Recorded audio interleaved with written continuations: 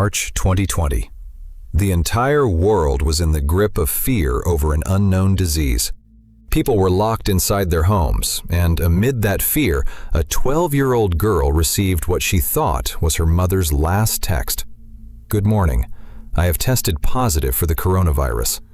But at the time, no one knew that this message hadn't been written by the mother at all. It was a killer's cover story, using the chaos of a pandemic to hide a woman's disappearance. This is the story of Gretchen Anthony, a mother, a teacher, a woman who was trying to rebuild her life. But the man she fell in love with turned out to be the biggest mistake of her life. Hello and welcome to the Who Was channel. I'm your host, Adam. On this channel, we bring you the world's most heartbreaking, most mysterious, and most shocking true crime cases. And today's story is one that will shake you to your core. This is a story of a marriage that began with love and ended in terror. Let's get started. Gretchen was born on January 8, 1969 in Doylestown, Pennsylvania. From an early age, she was hardworking and creative. Growing up, she enrolled in a fashion school in New York City, where she tried to refine her artistic sensibilities. But over time, her path changed, and she moved to New Jersey, where she made teaching her profession. Teaching wasn't just a job for Gretchen, it was her passion. Spending time with children, teaching them, making a difference in their lives, all of it gave her a sense of peace. After many years in New Jersey, Gretchen decided to start a new chapter in her life and moved to Jupiter, the northernmost city in Palm Beach County, Florida. After moving to Florida, Gretchen first taught at private schools, and 8 years later, she decided to try something new. She took a job in the Human Resources Department at Viking Utility, an electrical contracting company. The job suited Gretchen perfectly. It involved meeting new people, talking to them, and helping them. All things she loved. She began to think of her co-workers as her second family. Gretchen's first marriage hadn't worked out, but to her credit, she and her ex-husband Jeff maintained a good relationship for the sake of raising their daughter, Ava.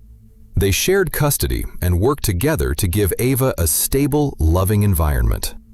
Gretchen led an active life. Sports, the gym, the beach, kayaking, all of it was part of her routine. It was through this active lifestyle that Gretchen met David Anthony, a man who would become the biggest turning point of her life. At the time, Gretchen had no idea that the man she was about to share her life with would one day take that life away. Before we move ahead into David and Gretchen's love story, it's important to understand David's past, because his history was the root of this entire tragedy. David Anthony was 7 years younger than Gretchen, and at first glance, he looked like a charming, muscular personal trainer who was the star of his gym. But behind that shining personality was a very difficult and painful childhood. David's real name was David Anthony Deutsch. He grew up in Palm Beach Gardens without a father. The absence of a father figure in the home left a deep mark on his personality. As a child, he was very quiet, kept to himself, and had very low self-esteem. Kids at school bullied him for his weight, so much so that he wasn't even allowed to join a recreational sports league because he was so much bigger than the other kids. This rejection and loneliness carved a deep space inside David. In his teenage years, he faced severe depression, and his family believed his symptoms were consistent with bipolar disorder. But David never agreed to accept treatment. Instead, he poured all his energy into sports, and that became his escape. After high school, David received a basketball scholarship and became a star player on his college team. His success on the court may have masked his inner pain for a while, but it was only a surface-level fix. In 1997, David was arrested for robbing a Blockbuster video store with a water pistol and assaulting a police officer. In both cases, he took a plea deal to reduce his sentence. David idolized his basketball heroes, especially Kobe Bryant, so much so that he named his pet husky Kobe. This detail would later prove to be significant, because on January 26, 2020, when Kobe Bryant died in a helicopter crash, the shock proved unbearable for David, and it became another trigger for his mental breakdown. Now that we know David's past, let's see what shape his marriage took when this broken man met Gretchen. David and Gretchen met at the gym, where David worked as a personal trainer. Good, Gretchen Anthony here. Don't forget the 90-minute workout coming this Sunday. Was he kind of a rock star at the gym? Oh, he was the young, hot trainer for sure. He has a huge presence. Thanks to his physical fitness and charming personality, David was popular throughout the gym, especially among the women. Gretchen, too, was drawn in by his charm, and soon David went from being her personal trainer to becoming part of her life. Their romance moved forward very quickly.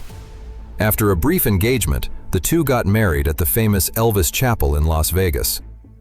It was 2015, and Gretchen Stoughton Crane had now become Gretchen Stoughton Anthony. At the time, Gretchen believed she had found the husband of her dreams. Gretchen's daughter Ava also adored her new stepfather. She lovingly called him Bonus Dad. The first 2 years of the marriage were very happy. David and Gretchen both enjoyed an active lifestyle. David loved cycling, deep-sea fishing, and kayaking, while Gretchen spent her time at the gym, on the beach, and doing yoga. To outsiders, this couple looked perfect. But as often happens, something else was brewing beneath the surface. David's mental health issues, which had been with him since childhood and which he had never treated, kept intensifying over time. Gretchen began telling her close friends that her husband's behavior was becoming increasingly manic and that he sometimes insulted her.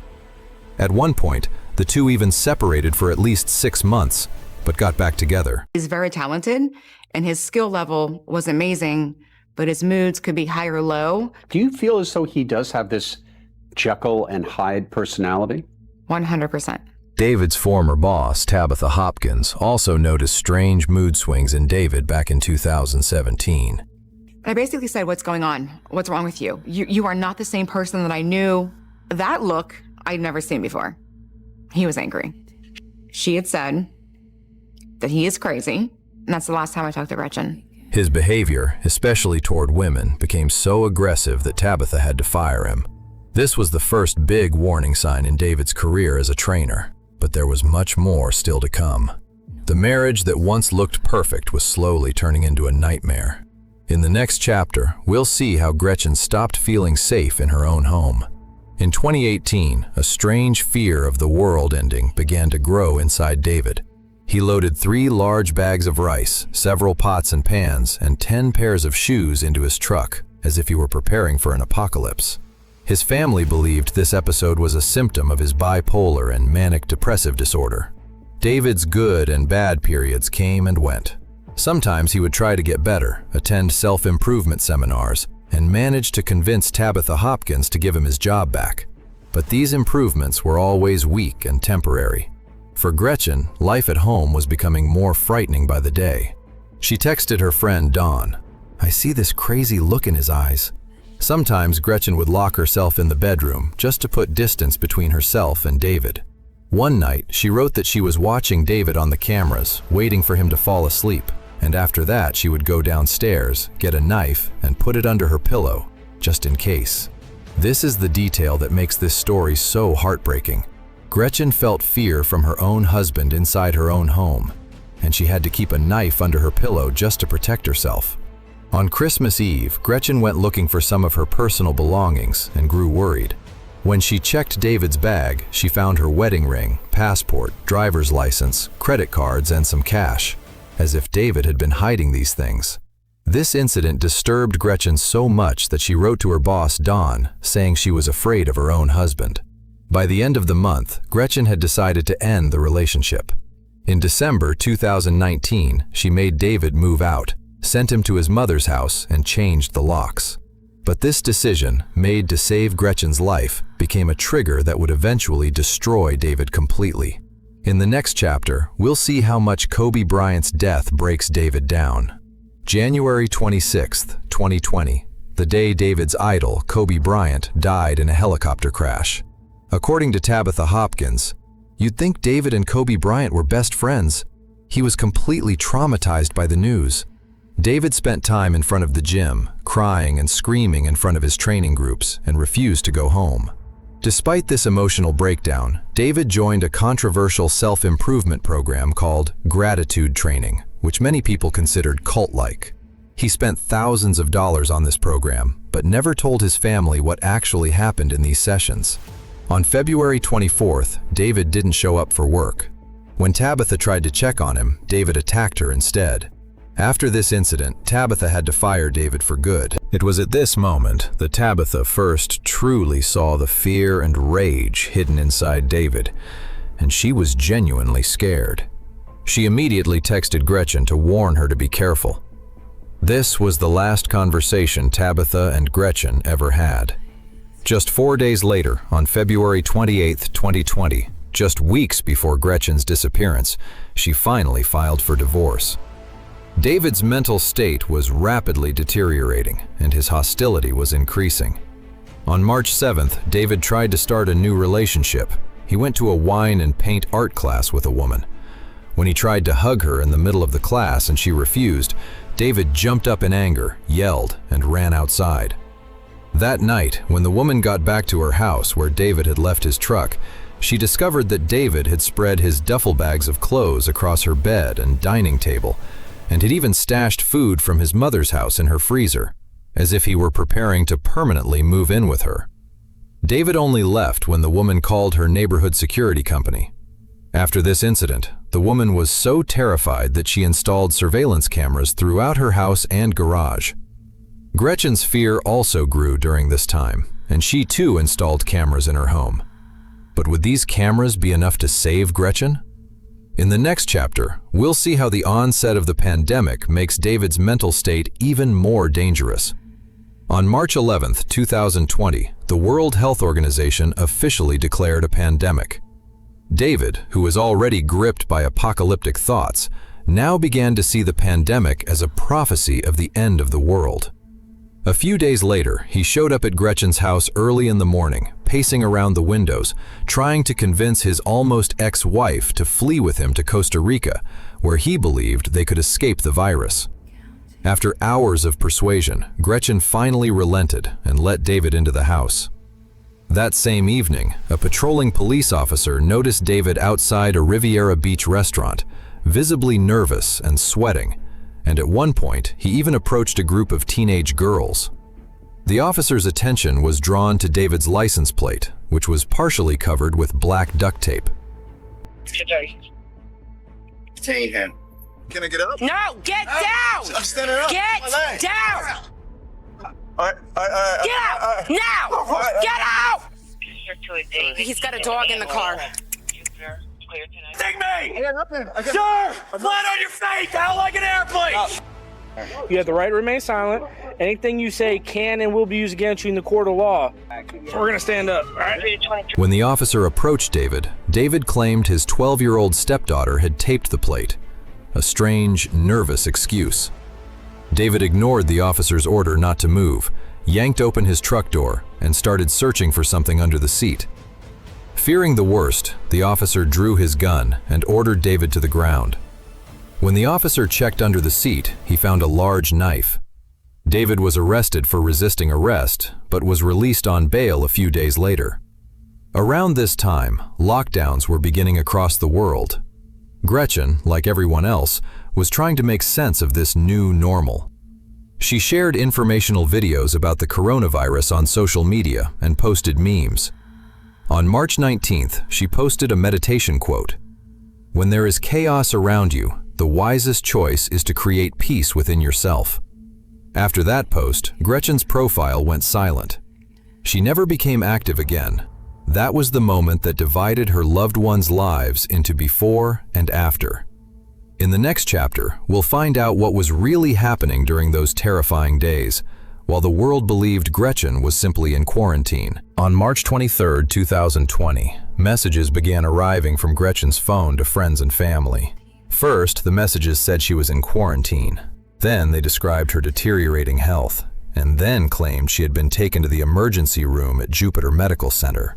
Another message said she had been transferred to a CDC facility, one that didn't actually exist. And it kind of sounded like they both lost themselves a little bit, and they were searching more for their own self-identity. And then all of a sudden, there's bizarre cell phone messages that just, there's so many things that are so wrong. On March 24th, Gretchen's boss and friend, Dawn Paris, received a message. I tested positive for coronavirus this morning. This is bad news, but I'm at a CDC treatment center that only handles COVID cases. The good news is my blood type may be useful for treatment. Dr. Sinclair and her team strongly recommend I stay in contact only with immediate family. I've chosen my mom. There is no CDC facility in Belgrade, Florida. So this text message, allegedly from Gretchen's own phone, apparently was not sent by Gretchen. It definitely was not sent by Gretchen. Gretchen's first husband, Jeff, also received similar messages, claiming the CDC had quarantined her and that she might be placed in a medically induced coma, after which she would no longer be able to text. But Jeff was suspicious of these messages. The writing style and grammar mistakes reminded him of David Anthony. Jeff grew alarmed. The strangest thing was that Gretchen never called anyone herself, not even her daughter Ava. This deeply worried everyone who knew Gretchen. She was 51, but very fit and health conscious, and no one could believe she was dying of any illness. When people confirmed with the medical center that Gretchen had never been admitted there, family and friends decided to go to the police. Gretchen's boss told them she had last been at work on March 20th. The insurance company also confirmed there was no treatment referral under her name. This was no longer just a missing persons case. It was becoming a dark and terrifying mystery. In the next chapter, police find something at Gretchen's home that shakes them to the core. Detective Jared Kennerson contacted Jupiter Medical Center and learned there was no such patient in their records at all. In fact, Gretchen hadn't been to that hospital since 2008. Police checked the hospital parking lot and found Gretchen's Mini Cooper parked there, and inside the car, sitting in plain sight, was Gretchen's purse. I heard a really serious woman scream, like just screaming, like she was being attacked. And then I heard her scream, no. And then I heard something about it hurts, stop it. The scream was really serious. Seeing this, officers went to Gretchen's home. There, a neighbor told them something disturbing. Early Saturday morning, March 21st, I heard a woman's terrified screams, as if she was being attacked. Then I heard her scream, no, and then something like, it hurts, stop. Unfortunately, no one called emergency services. Many people are hesitant to call the police. Officers grew even more concerned when another neighbor said he had noticed a soapy substance leaking from under Gretchen's garage door. The door leading from the garage into the house was locked, and the key had broken off in the deadbolt. When officers finally got the door open, they detected a strong smell of cleaning product, as if someone had been in a hurry to destroy evidence. Using body cameras, police searched the house multiple times. They found signs of a struggle, a broken picture frame, shards of glass on the bed, and a soiled towel. Most alarming of all, the surveillance cameras inside the house had been pulled off the walls, possibly to destroy evidence. Police sent a request to the service provider to recover the footage from the cloud. Around this time, a neighbor's photo revealed that a black Nissan pickup truck had been parked outside Gretchen's home right after those screams. And that same truck belonged to David Anthony, who had suddenly left. Jupiter Police. Hello. Hi. Hi, Jupiter Police. Sorry to bother you. Gretchen's been in touch with me because she's in the CDC center. She has the virus. Okay, what CDC center is she at? I don't know. She texted me this morning and said she was in there. I have the text. Would you like to see it? I'd love to. Thank you. All right, no problem. Okay. Telling his mother he was headed to Costa Rica. Suspicion was turning into certainty. In the next chapter, we'll see how David flees 2,000 miles away and how that cloud footage turns the entire case around. David took his truck from his mother's house and left on Tuesday, March 24th, saying he was headed to Costa Rica. Police began tracking Gretchen's phone and found its signal coming from Pensacola, Florida, the westernmost city in the state. David had driven 600 miles to get there, stopping at a few pawn shops to sell some women's jewelry along the way.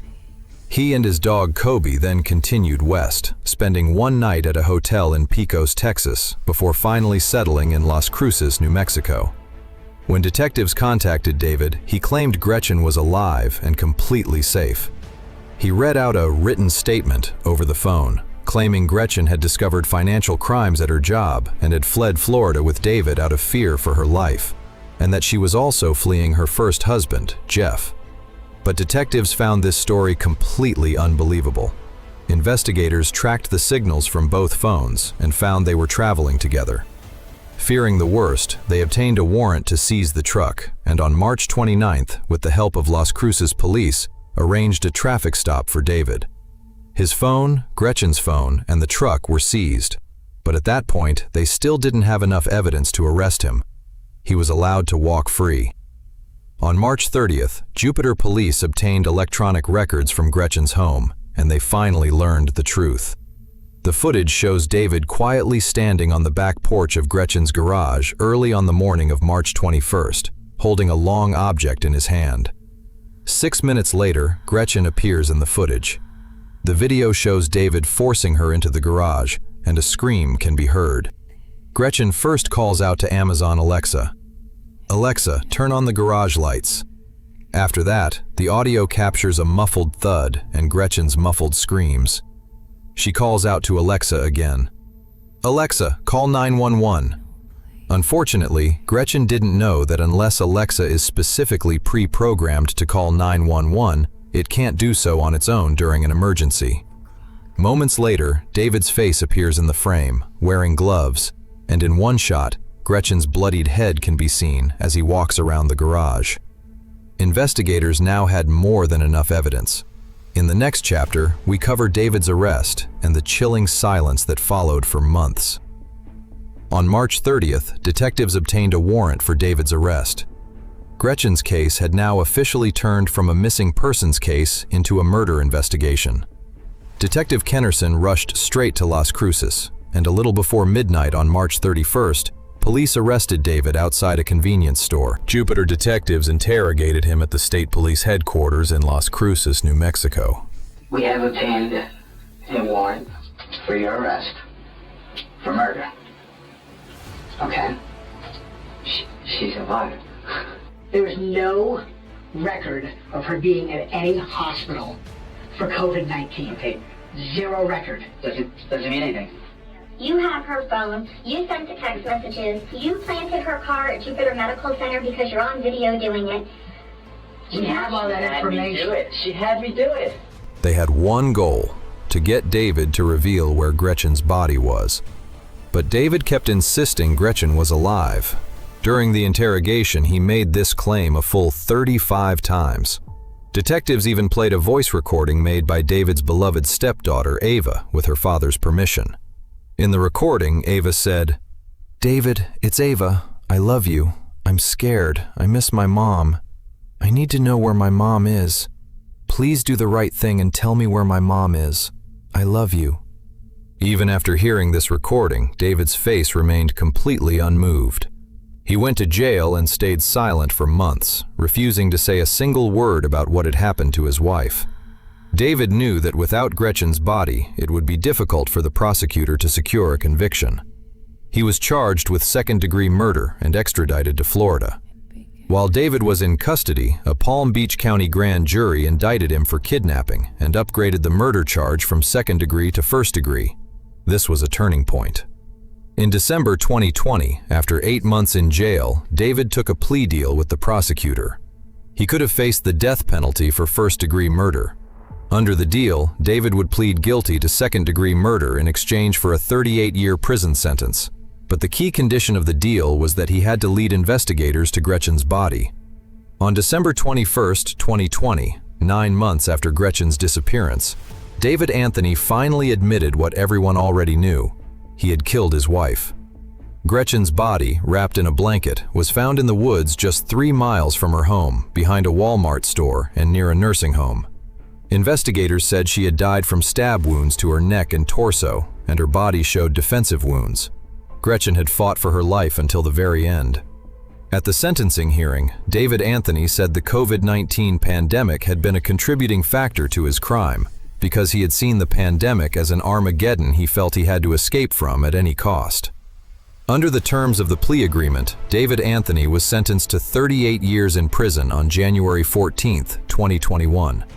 To this day, he is serving his sentence at Martin Correctional Institution in Florida. And that was the heartbreaking story of Gretchen Anthony, a woman who was trying to rebuild her life, but the very relationship she was trying to leave ended up taking her life instead. This story teaches us never to ignore the warning signs of fear, and to listen when the people around us are struggling. If you enjoyed this video, don't forget to subscribe to Who Was and hit the bell icon so you never miss our next shocking true crime story. Let us know in the comments what you think about this case. This was Adam. See you in the next video. Take care and stay safe.